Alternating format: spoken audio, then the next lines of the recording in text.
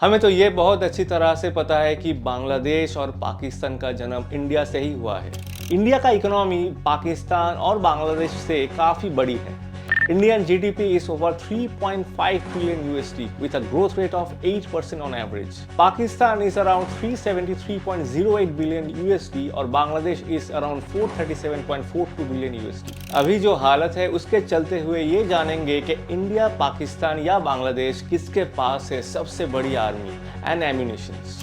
क्या इंडिया सबसे पावरफुल है, क्या पाकिस्तान सबसे पावरफुल है या फिर बांग्लादेश। नमस्ते दोस्तों, मैं हूं देवोजीत और आप देख रहे हैं facts by Sneha Devojit. India, Bangladesh और पाकिस्तान। हमें तो ये बहुत अच्छी तरह से पता है कि बांग्लादेश और पाकिस्तान का जन्म इंडिया से ही हुआ है। पाकिस्तान फॉर्म हुआ था involving the partition of India in 1947 और बांग्लादेश का through the liberation war in 1971। तो 1971 से आज तक अगर देखा जाए तो इन तीनों डेवलपिंग कंट्रीज में इंडिया क्यों आगे है, अगर आगे है भी तो कितना आगे। अभी जो हालत है उसके चलते हुए ये जानेंगे कि इंडिया, पाकिस्तान या बांग्लादेश किसके पास है सबसे बड़ी army and ammunitions.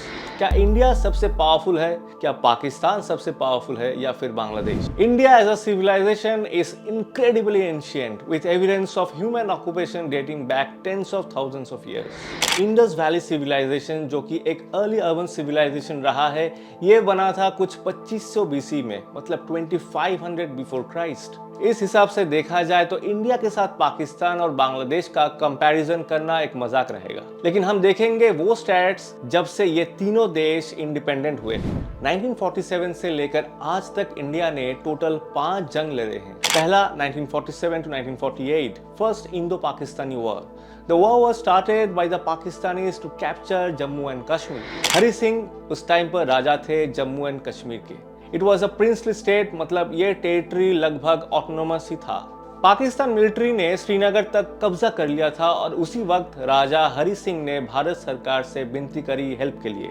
The Indian government offered help, लेकिन उसके बदले हरि सिंह को इंस्ट्रूमेंट ऑफ एक्सेशन साइन करना पड़ा। The instrument of accession was a legal document first introduced by the Government of India Act 1935 and used in 1947 to enable each of the rulers of the princely states under British paramountcy to join one of the new dominions of India or Pakistan created by the partition of British India. इसके बाद Indian military जाकर श्रीनगर पहुंचे और उसके तुरंत बाद ही 1949 में cease fire declare किया गया and the war had come to a halt. इसके बाद बना LOC यानी लाइन ऑफ कंट्रोल, जो कि कोई लीगली रिकॉग्नाइज्ड इंटरनेशनल बाउंड्री नहीं है। फिर भी ये इंडिया और पाकिस्तान के बीच में द डी फैक्टो बॉर्डर है। दूसरा जंग हुआ 1961 में, जिसमें इंडिया बुरी तरह से हारे और जो कॉज ऑफ द वॉर था वो अनरिजॉल्व ही रह गया। 1965 में फिर से हुआ इंडिया और पाकिस्तान के बीच और एक घमासान, again a war encompassing the fate of Kashmir, लेकिन यहाँ भी वैसा कुछ रिजल्ट हासिल नहीं हो पाया। The war had come to a ceasefire after Soviet and the US intervened. The conflict is seen as a strategic and political defeat for Pakistan. The war of 1971 had numerous outcomes. पहला तो बांग्लादेश का जन्म हुआ। East Pakistan में स्थित अवामी league ने majority seats हासिल की पाकिस्तान पार्लियामेंट में, और यही से शुरू हुआ झगड़ा और आखिर में बांग्लादेश चाह रहे थे कि इनका अलग एक देश हो। इंडिया इस इंडिपेंडेंस मूवमेंट में बांग्लादेश की मदद की ताकि ये कॉन्फ्लिक्ट रिजॉल्व हो जाए और इंडिपेंडेंट बांग्लादेश का गठन हो। और आखिरी जंग था 1999 में, the Kargil war. India won the battle and regained the disputed sector. अब देखते हैं पाकिस्तान कितने जंग में शामिल हुए हैं। ज्यादातर देखा जाए तो on the eastern front India के साथ ही ज्यादातर कॉन्फ्लिक्ट रहा है, लेकिन अफगानिस्तान और मिडिल ईस्ट में भी कॉन्फ्लिक्ट का सिलसिला सालों से चला आ रहा है। Bangladesh have fought one major war, that's the liberation war, जिसमें इन्हें जीत हासिल हुई but with India's help. India का इकोनॉमी पाकिस्तान और बांग्लादेश से काफी बड़ी है। Indian GDP is over 3.5 trillion USD with a growth rate of 8% on average. Pakistan is around 373.08 billion USD और Bangladesh is around 437.42 billion USD. इस हिसाब से देखा जाए तो India is more capable of forming a better army with better state-of-the-art ammunitions. Indian Army is the world's second largest army and the fourth most powerful military globally. President of India is the supreme commander of Indian Army. Indian army का गठन हुआ था 1895 में alongside the East India Company. The units and regiments of the Indian Army have diverse histories and have participated in several battles and campaigns around the world, earning many battle and theater honors before and after independence. Indian army के साथ है the Indian air force and Indian navy, जिनका खुद का अलग एक पहचान है। इंडियन आर्मी में है कुछ 12,48,000 एक्टिव पर्सनल और रिजर्व में है 9 लाख के आसपास। यहाँ तक कि वर्ल्ड वॉर 1 और 2 के टाइम पर भी इंडियन आर्मी ने वर्ल्ड स्टेज में एक बड़ी रोल प्ले की। इंडियन आर्मी में जो इक्विपमेंट्स यूज होते हैं उसमें से अधिकतर इंपोर्टेड है, लेकिन कोशिश जारी है ताकि इंडिजिनस इक्विपमेंट बनाया जाए। Defence research and development organisation यानी DRDO ने ऑलरेडी एक रेंज ऑफ वेपन्स डिजाइन किए हैं, including small arms, artillery, radars and the Arjun tank. Indian small arms systems INSAS rifle deployed की गई है 1997 में, which is a product of rifle factory Ishapur in West Bengal. The aviation corps के पास कुछ 150 helicopters हैं। The Indian Army will induct the Hell Light utility helicopter to replace its aging fleet of Chetaks and Cheetahs. Indian Army has 70,000 6-horse SIG 716 assault rifles on order for its frontline troops.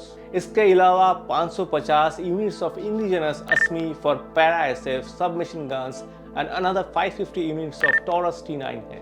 India के पास है 248 Arjun battle tanks MBT।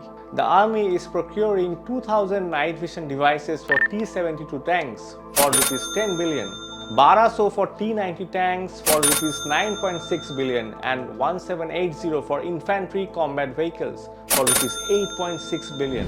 20 lakh arm forces के अलावा Indian arm forces के पास क्या equipments है, आइए जानते हैं। सब मिला के इंडियन आर्म फोर्स के पास कुछ 4200 टैंक्स हैं, जिसमें से मेजॉरिटी इन सर्विस है अभी तक। Indian Army has 6312 number of infantry fighting vehicles। India अभी हाल ही में 13 ट्रैक टैंक डिस्ट्रॉयर भी ऑर्डर किया है।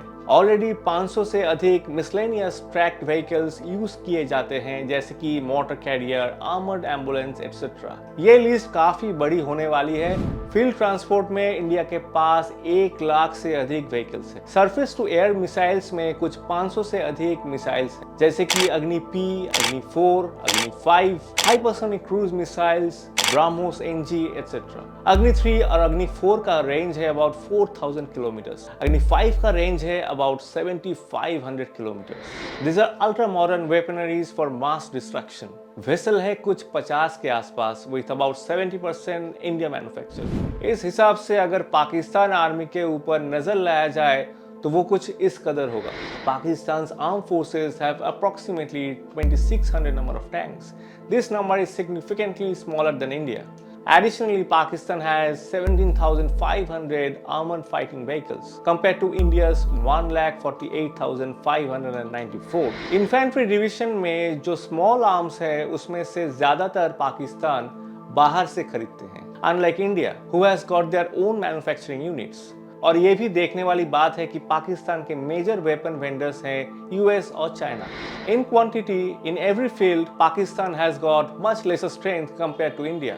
ये भी जाहिर सी बात है, पाकिस्तान इंडिया से काफी छोटा देश है और in order to combat foreign battles I think they are well equipped as per their size, but in no way they are any closer to India. Bangladesh army has a total of 520 tanks including main battle tanks and light tanks. This includes 374 Type 59 Durjoy MBTs, 58 Type 69 IG MBTs and 44 VT5 light tanks. In addition, the Army has 150 MBT, 2000 tanks and 100 VT5 light tanks from China. Bangladesh के पास है करीब 2,25,000 soldiers. Armoured vehicles है करीब 1000 के आसपास। अच्छी बात यही है कि कुछ वेपन्स और व्हीकल्स इंडिया से भी सप्लाई होते हैं। एनीवे, इस स्टडी से यही समझ में आती है कि Indian arm force is humongous compare to the other 2 countries, but at what cost. मेरा यही कहना है कि इंडिया पोस्ट इंडिपेंडेंस आज तक 5 जंग में भाग ली है, जिसमें से 4 में जीत हुई और 1 में हार, और पाकिस्तान का भी ग्राफ कुछ ऐसा ही रहा। It's important that we maintain a formidable army, लेकिन हम ये भी चाहेंगे कि आस पड़ोस के देशों के साथ हम लोगों की दोस्ती बनी रहे, ताकि मिलिट्री डैमेज कम हो, वॉरफेयर में खर्चा कम हो और हम नेबरिंग कंट्रीज के साथ एक हेल्दी ट्रेडिंग रिलेशन में जुड़े रहे। 2025-26 में इंडिया का डिफेंस बजट सेट हुआ है तकरीबन 78.8 बिलियन USD में। यहीं पर पाकिस्तान का बजट सेट हुआ है एट 10 बिलियन USD और बांग्लादेश का अबाउट 5 बिलियन यूएसडी। देखते हैं कुछ फर्स्ट वर्ल्ड कंट्री डिफेंस में कितना खर्च करते हैं। ऑस्ट्रेलिया का पिछले साल का बजट था 38 बिलियन यूएसडी, जो कि इंडिया का ऑलमोस्ट हाफ है। अब लोग बोलेंगे कि ऑस्ट्रेलिया तो एक आइलैंड नेशन है and it doesn't share international border with anyone. Europe में अगर हम ऑस्ट्रिया के बारे में बोले तो ये लोग पिछले साल केवल 4 बिलियन यूएसडी खर्च किए हैं ऑन डिफेंस। ऑस्ट्रिया के वेस्ट में है जर्मनी, ईस्ट में है हंगरी, नॉर्थ में है चेक रिपब्लिक और साउथ में है Slovenia. The same for most of the European countries. यहाँ पर पॉलिटिकल लैंडस्केप स्टेबल है, ये लोग सोशल वेलफेयर के ऊपर ज्यादा स्पेंड करते हैं, हेल्थ केयर के ऊपर प्रायोरिटी देते हैं और एजुकेशन मिनिस्ट्री में खर्च करते हैं। हमारे सब कॉन्टिनेंट में शायद नेबरिंग कंट्रीज के अंदर डायलॉग्स बढ़नी चाहिए, इकट्ठे बैठ के टेररिज्म या किसी भी चैलेंजेस के ऊपर बात हो सकती है। अगर लगातार दोनों तरफ से कोशिश रहा कि वॉरफेयर घटाया जाए, तभी जाकर ये डिफेंस के ऊपर फिजूल जो खर्चा हो रहा है वो देश के एजुकेशन सिस्टम, हेल्थ केयर और इंफ्रास्ट्रक्चर बनाने में काम आएगी। अगर आपको ये वीडियो अच्छा लगा हो तो please do subscribe to our channel and hit the notification bell. जय हिंद।